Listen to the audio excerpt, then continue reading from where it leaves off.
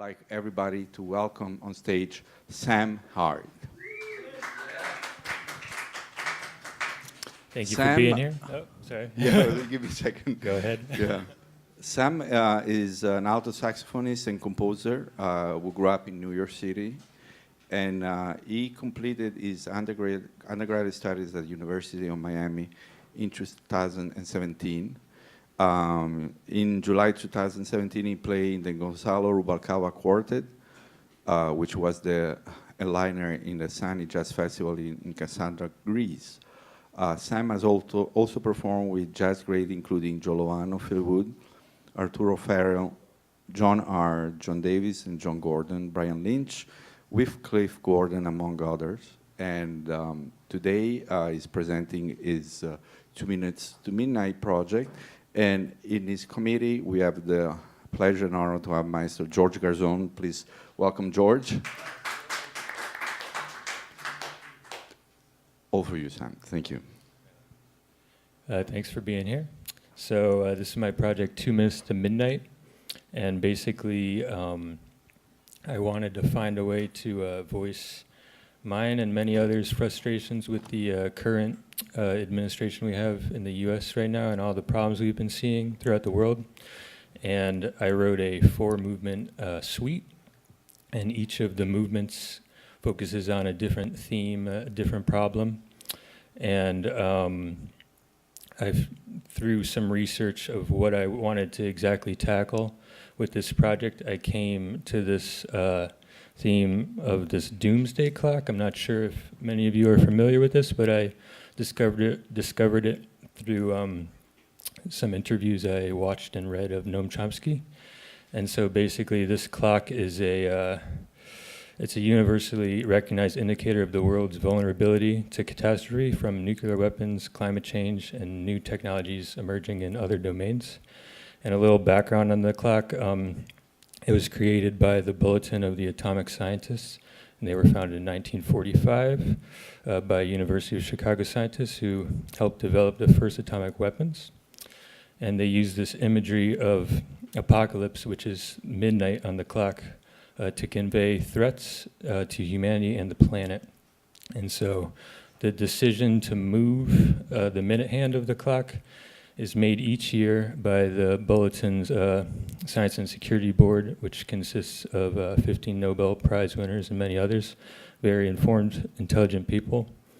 And each year they announce where the clock is set in time to how close it is to midnight, and midnight being the worst it can be. And so the clock was just set in 2018 this year to 2 minutes to midnight, which is the closest it's ever been, matching that of 1953 when the US and the Soviet Union developed thermonuclear devices, which are, I guess, about 10 times more powerful than the bombs dropped in Hiroshima and Nagasaki. So very scary stuff.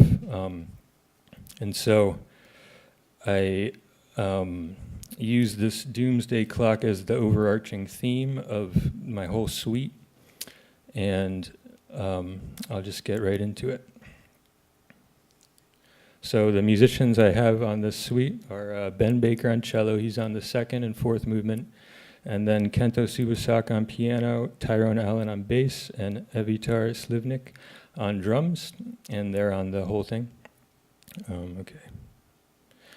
So my first movement basically is serving as an introduction to the themes I wanted to get to in this suite. And it's mainly focused on the atrocities of war.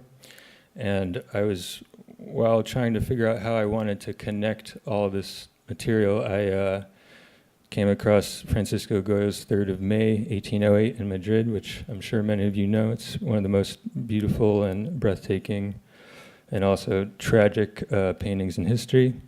And so in this painting, Goya basically sought to commemorate the Spanish resistance, which is pictured on the left, to Napoleon's forces during the occupation of 1808 in the Peninsular War. And I was just struck by the overall tone of this painting. Here, I'm gonna, zoom in. And so I was really, really inspired by the expressions that Goya gets on the faces of these Spanish freedom fighters, specifically the one in the middle with his arms raised in white. And basically, it really, really struck me, this emotion of anguish on his face, which is really more sad than terrified, really. And I wanted to compose this first movement based off of these feelings I got from viewing this, and just the overall tone that Goya presents to us with this image. So I'm going to play you a clip of this now. Actually, let me first get into some of my compositional process during this. So after sitting with this painting for a while, I started experimenting how I could kind of represent what I was seeing and feeling through music, and I came to this kind of drony pedal, constant drone pedal going on, and I have this floating melody that you see in the top box, and I came to that, and then eventually I developed that, I harmonized it, and then I came up using a similar method. I came up with the next melody, which I harmonized, and then further harmonized to add more tension. And so I'm going to show that to you now. This is a snippet.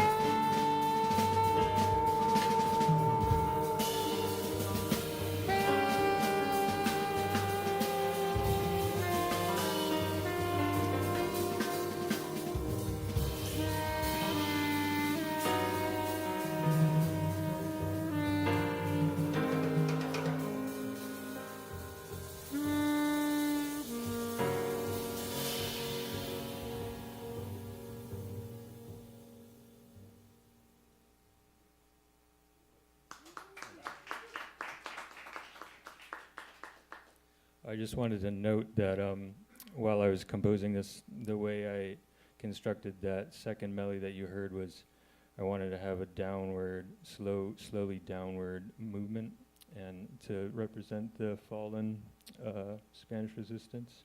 And also I think it's very important to note that the firing squad remains faceless in the painting, which kind of symbolizes the inhumanity that we see in war. And okay, so my next movement was based on, is inspired by the emotional aftermath of the school shooting at the Stoneman Douglas High School in Parkland, Florida. And this shooting kind of had a big impact on me because it happened in the same county, Broward County, where I lived a few years ago. Me and my family lived. And so I know the area, and it's very spooky to know that this happened. So this happened last February, and very, very unfortunate. 14 students and 3 staff were fatally shot, and 17 others were wounded. And so after, I was already working on the project when this happened, and after hearing about this and seeing the news and everything, I started basically trying to compose something to basically get in touch with the emotions that I was feeling, and maybe the emotions possibly of the families of some of the victims and just everybody that may have been involved. And let's see. So when I started composing, I just kind of was going with the flow, just basically playing piano, just improvising basically based off of what I was feeling inside from after viewing the news and everything. And I eventually came to this moving piano sequence, which kind of set up the rest of the composition. And I basically just went with my ear, and obviously after I jotted down some ideas, I refined it and everything. But I basically take this sequence and move it throughout different tonalities, and I have this legato flowing melody over it that me and the cello play. And the first part of the composition, I continue this G pedal drone with a melody over it just to connect the two movements. And so also while composing this, I was inspired by some of the photos that were taken that day. And I composed a little slideshow of some of them with a snippet of the piece. So I'll play that for you now.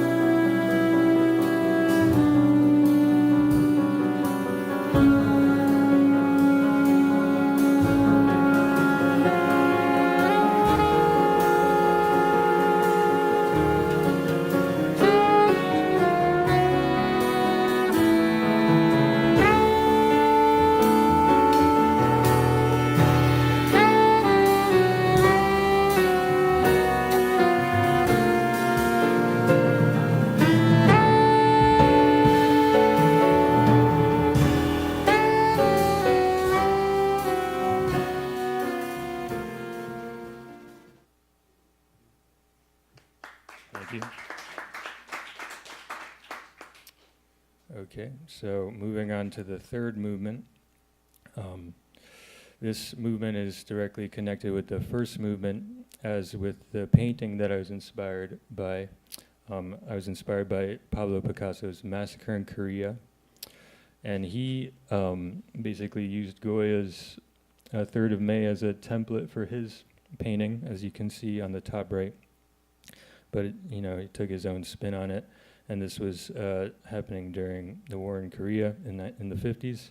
And this painting, it depicts the 1950 Sinchon massacre, which was an act of mass killing carried out by American, North and South Korean forces in the town of Sinchon in North Korea.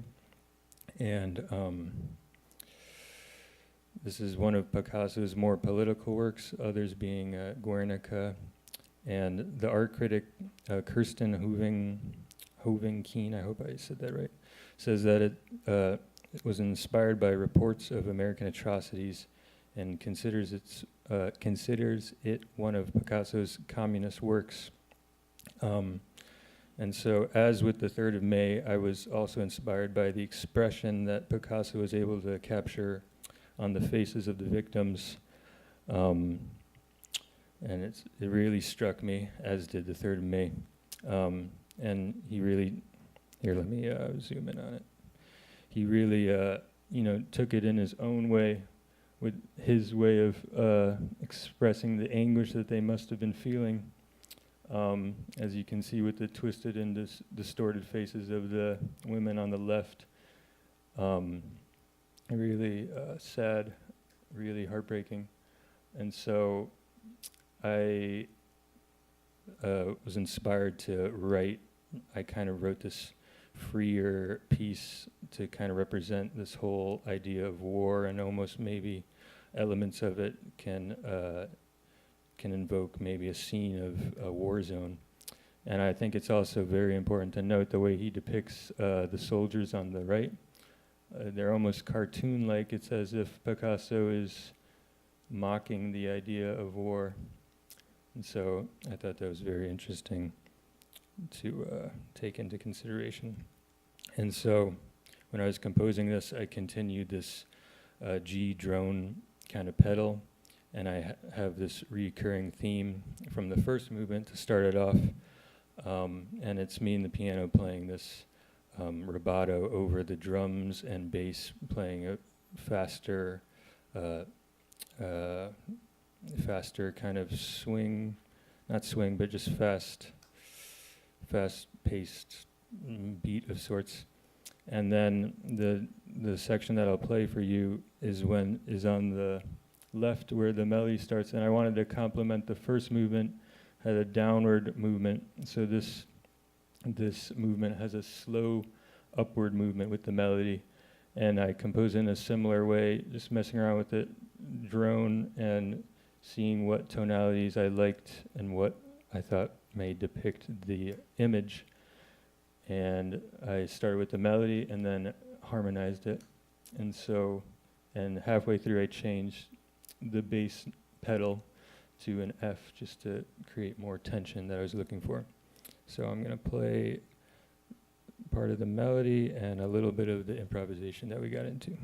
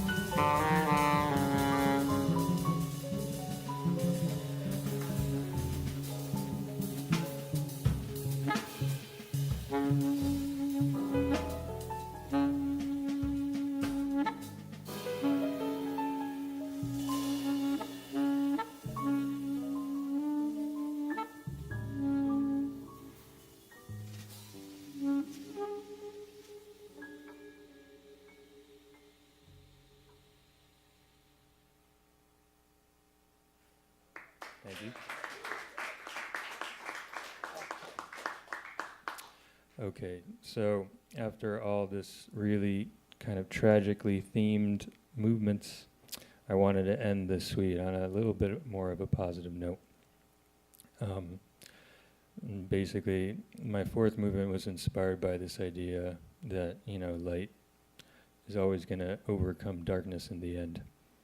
And I basically composed this after I finished the first three movements, and I wanted it to reflect, my core beliefs and values as a human being, and the joy and appreciation of life that I feel, and what's really important to me. Obviously, my family, my friends, obviously music. It's one of the most beautiful things in the world, and I think that the power of music is very important. And I think with all that's going wrong in the world, and especially in this country and everywhere else, I think the first step that we can do as human beings is to self-reflect and be our best self that we can be. Basically treat everybody the way you would want to be treated, and I've been trying every day to work on myself and kind of instill or kind of represent what I'm talking about in everyday life. And so for this movement, I was inspired by some of the photography that this man has done, Wim Wenders. He's one of my favorite directors. He's a filmmaker, director, screenwriter, playwright, author, and photographer, and he's done some amazing movies. One of my favorites is Paris, Texas. He's done Wings of Desire, documentaries like Buena Vista Social Club. And I came across some of his photos that he took while on the road. I think it was the years it was between the late 70s and 80s, and I think there's a couple from maybe the 90s. And I also, and so I made a little slideshow to go with the movement that I wrote, or the first part of the movement that I wrote. And then I ended with a couple of stills from the movie Paris, Texas, which is an unbelievable movie if you haven't seen it. And the stills show the main character Travis and his son, which he had been reunited with after 4 years. Travis was lost in the desert basically for 4 years, and so it shows him and his son reuniting, and then they're on a quest to find the son's mother. That's how the movie ends. And just a little bit about the composition.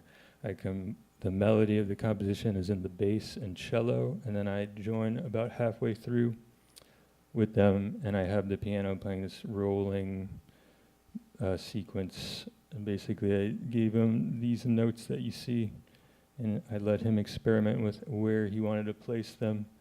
And yeah, I was just trying to capture this idea of light. So I'm going to play you the last bit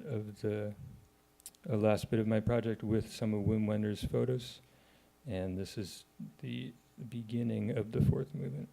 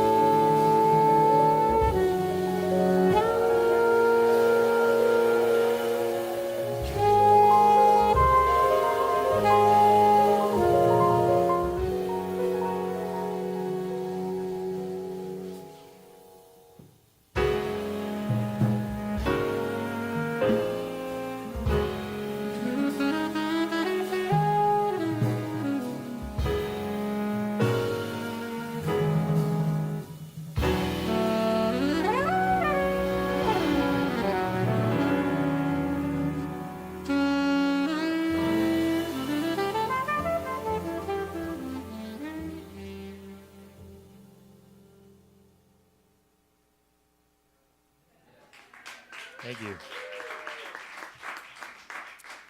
And very quickly, right before I end, just to clarify, what really attracted me to Wim's photos was that he could capture all this beauty that you may miss on an everyday basis, basically the beauty in the ordinary. And I think it's very important that we take the time to acknowledge the beauty that's all around us. So lastly, here's some photos from the session.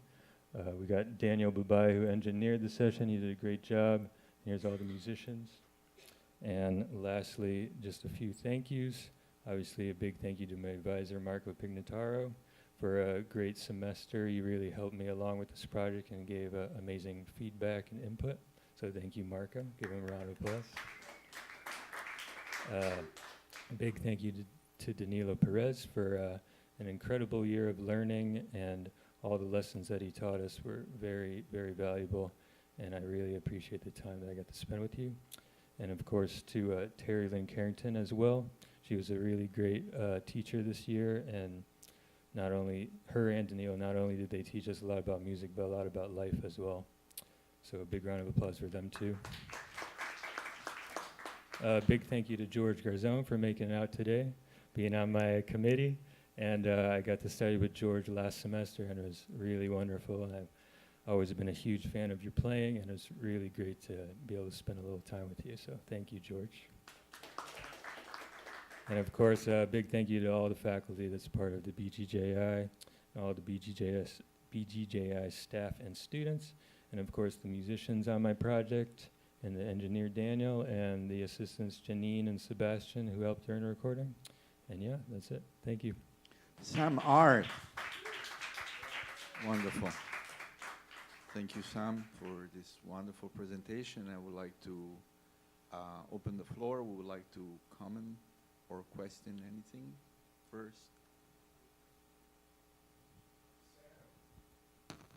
Wow, profound. Inspiring too. I am glad that you actually didn't leave it in this not hope kind of era, because the music is so profound that I started feeling like, oh my God, we are in trouble. And we know we are in trouble. But you brought us back to with music, you know. I think I would like to know, the music is beautiful, man. It goes, and your playing is zero gravity out. Keep more of that. As we are in an era that we're looking for, that we know that music can be transformative, and now we know from experience that it's important to acknowledge that music can be used for in creating peaceful environment, but also it could incite and support violence. Right. Tell me a little bit of this experience as an artist, to channeling the energy to, let's say, some of the thoughts that you have in the process of digesting all those negative and positive feelings. Mm-hmm. And how do you see yourself from here on playing a role into our society? Mm-hmm. And if you, I want to add things like about where you can place this music, which I think, you know, after okay. Yeah, so obviously certain music with the wrong message or coming from the wrong place can have a negative input. And so I think, I mean, while I was doing this project, I was trying to come from a place of feeling emotion, but not embracing negative emotions, but trying not to project negativity out. Let me think. And I think that we as musicians, I think that's important to share music with.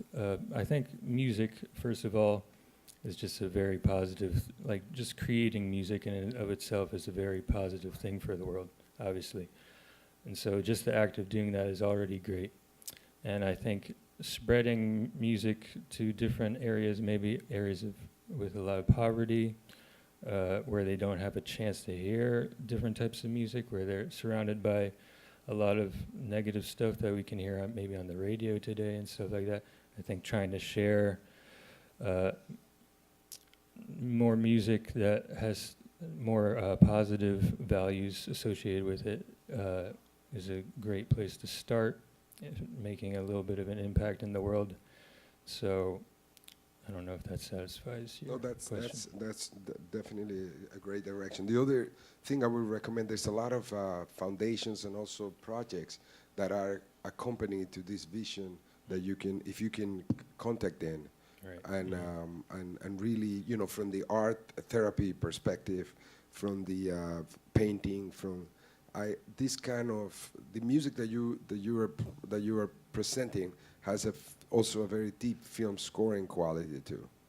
And you know, I encourage you to to develop that direction. Keep going. It's necessary. The world we're living on. Fantastic playing, man. Thank Unbelievable, and it's so great to see the conclusion of this moment. I'm looking forward to the next part of your, you know, the next chapter in your life. Great. Thank you. I'll buy this record.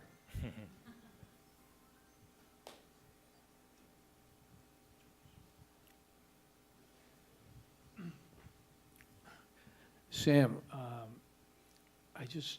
it's amazing how deep you guys go into these projects.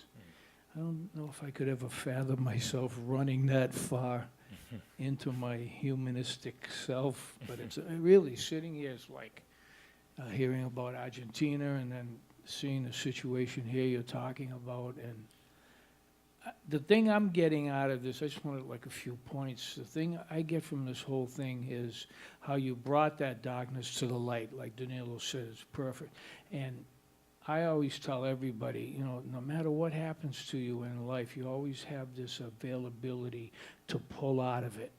You know, no matter what it is, no matter how dark it gets, whatever you go through, this availability to pull out of it, that's always there. And that's what I got from this, you know, seeing the Picassos and, you know, the really old paintings of the people with the guns, and then seeing the kids in Florida with guns and guns and guns.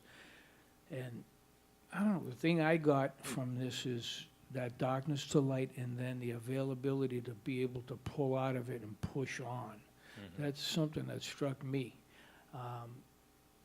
You know, knowing you and seeing what you've gone through in the last year, your fortitude and drive is amazing, man. You know, like how you were just like, okay, let's go. And you came every week, you were right on time.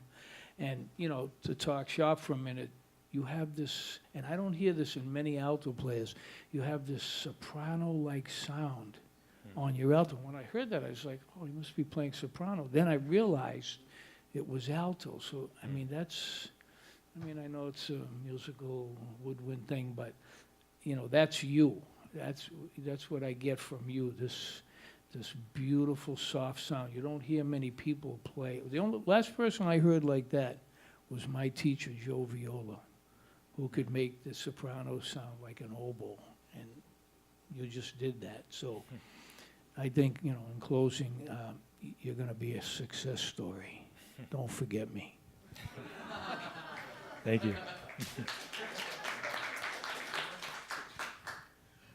Yeah, it was very, very moving, and tying in with what George and Neil was talking about, you just communicated really straight on, really straight shooting, so to speak. And you're doing what Picasso was doing. You're doing what Wim Wenders are doing. You're channeling these experiences through you and through your music.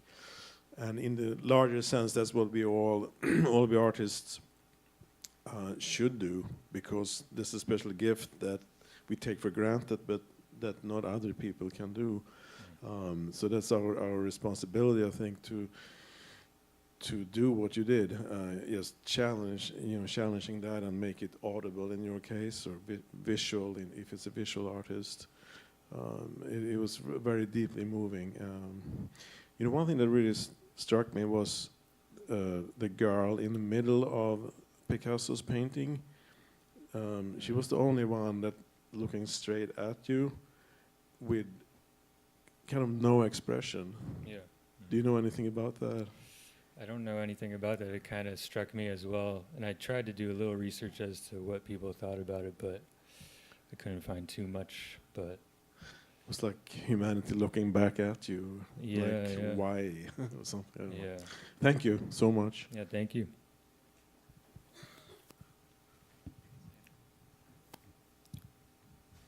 I'm going to echo a lot of what everyone has said. It's beautiful work. Thank you. I wonder, though, where does your connection with visual stimulus, visual inspiration come? How long have you had that connection with the visual? Well, actually, I was really inspired by a class I took with Anthony Sibilia last semester, where we made graphic scores to a lot of different paintings, and that's kind of where this idea stemmed from. I hadn't really worked with visual arts much, like making music, so it's Yeah. very new for me, actually. So I thought it would be a cool concept to use for this project. So Yeah, don't let that go, because it's very strong, thank you. really strong. So Sam, wow, I have several comments. First of all, I have to tell you, actually I want to remind everybody about your whole personal struggle this year because of the whole, first semester being impaired from playing, and how much your spirit sort of like, dictated the way you made the best out of this experience, where you basically started with an handicap of not being able to participate as much as the other, and you totally use you could have done a lot of things, but you decided to really totally be in the moment, in the process, and we were also impressed, and I want to put that in perspective, because I think this, seeing where you came so far at this point, I just want to kind of again congratulate for that. I think it's very important to remember. And as your advisor this semester, I have to tell you, like, seeing you coming every week and developing, bit by bit this idea, and so being very aware of what you've been doing, and still sitting here and see it, I really got emotional, because it's, in a way, your music has captured so much of everything you were trying to, depict in your project, and I totally agree with all of what they're saying, and I think there's a cinematic impression in the way you're playing is so strong, in a way, you help defining why jazz is still relevant, as an art form, and how much more we can do with this music, and how much more we can express as artists. And I think really your work, it's so powerful that it really make a strong case for that. So I encourage you to continue in this path you took this year. Sam Hart. Thank you.